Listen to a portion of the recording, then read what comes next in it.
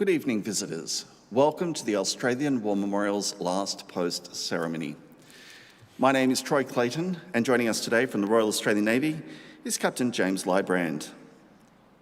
We are honoured to acknowledge Rear Admiral Chris Smith, Deputy Chief of Navy, Commander Joshua Carey, representing Commanding Officer of the HMAS Canberra, and the Royal Australian Navy Submarines Branch contingent who are attending this evening's ceremony.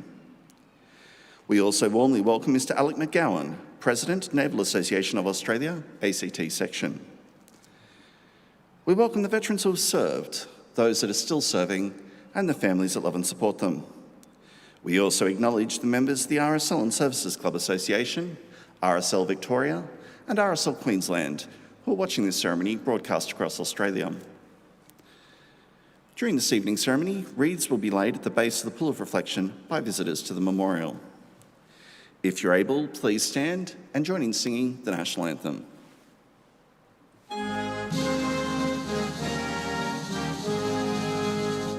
Australians, oh, let us rejoice, for we are one and free. We've golden soil and wealth for toil, our home is girt by sea. Our land abounds in nature's gifts, all beauty rich and rare.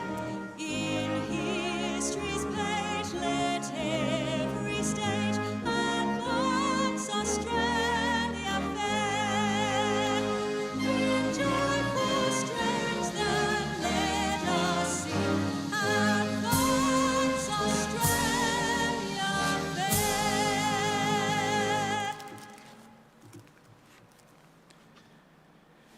The Australian War Memorial was the vision of Charles Bean, Australia's First World War official historian. Bean landed with the Australian troops on Gallipoli and stayed with them at the front through to the end of the war. The idea of this national memorial and museum came to him at Pozières, France, in the depths of the bloody fighting of 1916. Bean's idea was that this would be a place where families and friends could mourn their loved ones buried in faraway places. It would also be a place that could help all Australians understand what these men and women had endured and what they had done for us. Bean's vision, to which we remain true, is best expressed as inscribed in the entrance to the memorial's galleries. Here is their spirit, in the heart of the land they loved, and here we guard the record which they themselves made. Tonight, we'll read the story behind just one of those on the Roll of Honour, which lists the names of more than 102,000 men and women who have given their lives for us in war and in operations for more than a century. But first, we present a lament, Flowers of the Forest. Wreaths or floral tributes will now be laid at the base of the Pool of Reflection.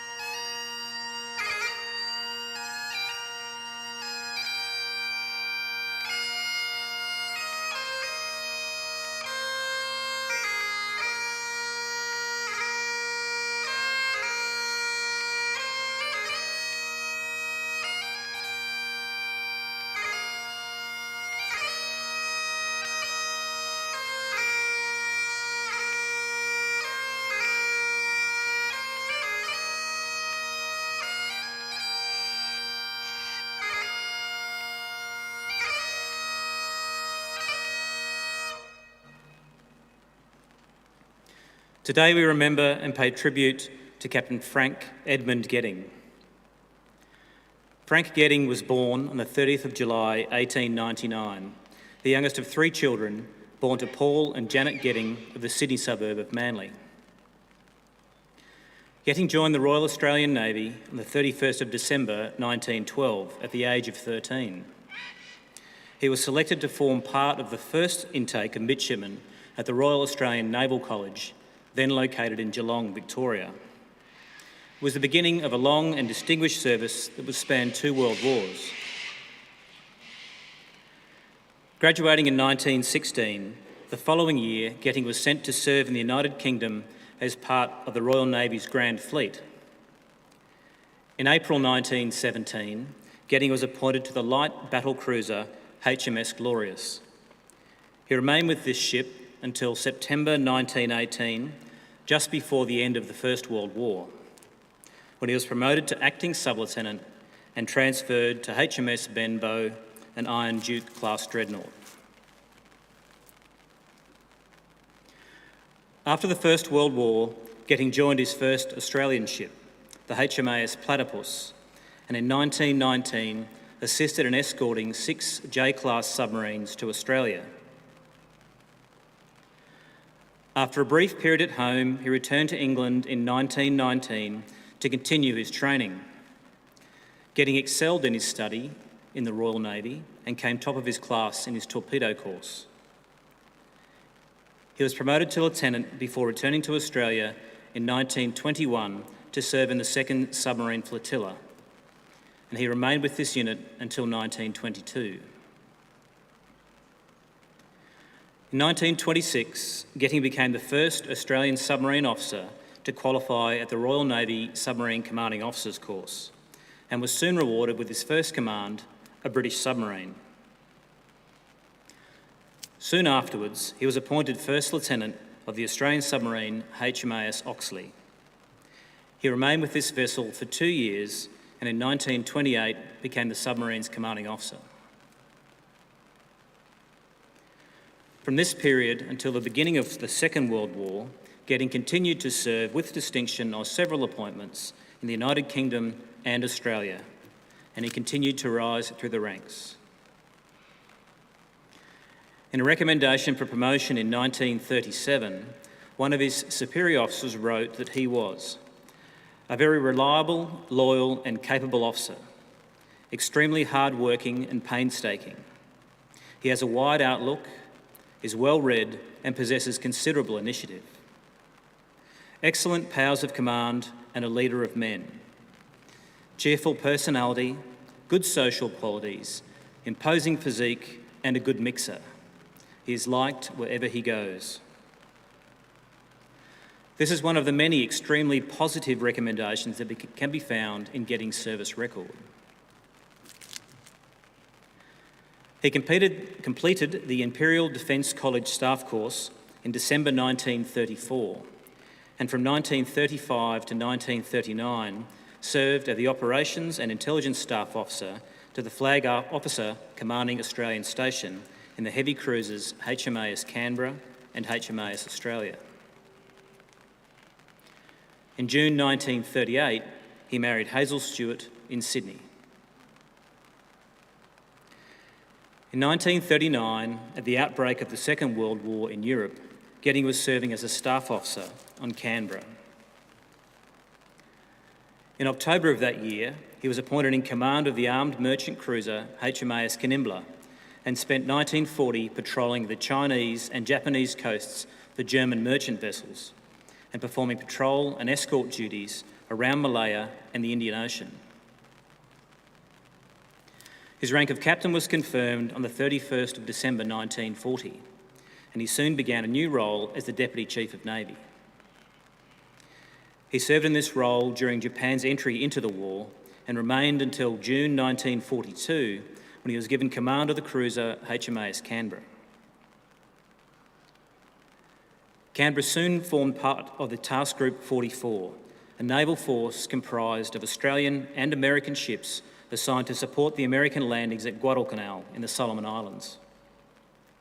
Taking and holding Guadalcanal was essential to maintain Allied communications between Australia and America.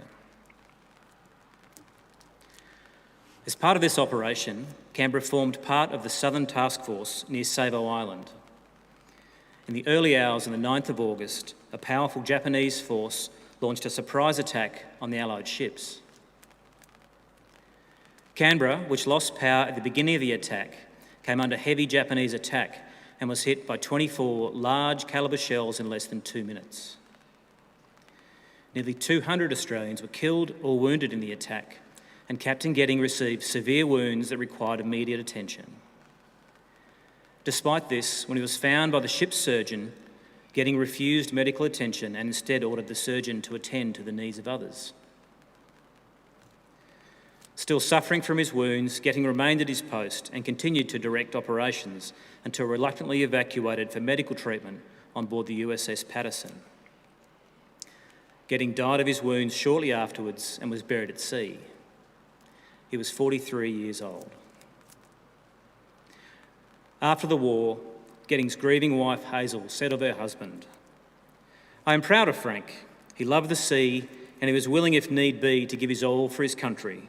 He would not have wished to go in any other way." His name is listed on the Plymouth Naval Memorial in the United Kingdom, which lists the name of nearly 16,000 sailors in the Second World War who have no known grave. His name is also listed on the Roll of Honour on my left among 40,000 Australians who died while serving in the Second World War. His photograph is displayed here today beside the pool of reflection. This is but one of the many stories of service and sacrifice told here at the Australian War Memorial. We now remember Captain Frank Edmond Getting, who gave his life for us, for our freedoms, and in the hope of a better world.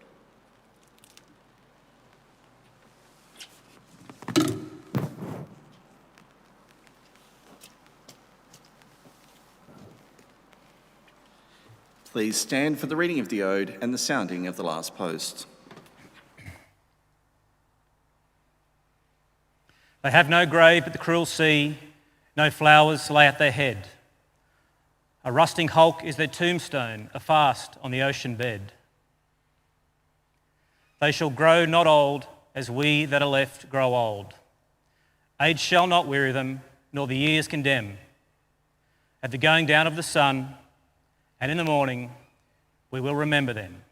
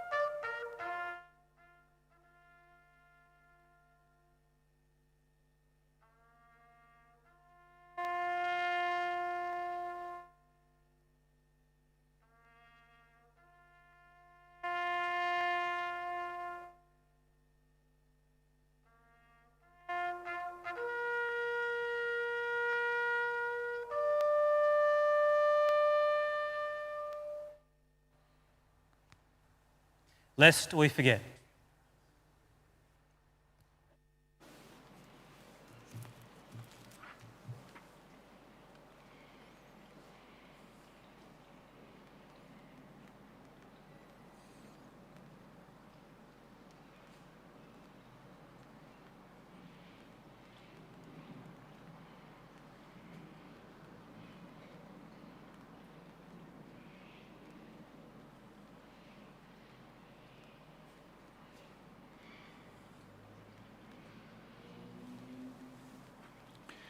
We leave you this evening with the words of the memorial's founder, Charles Bean.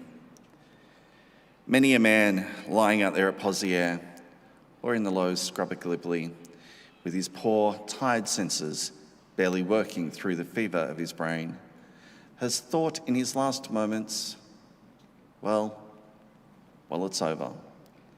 But in Australia, they will be proud of this.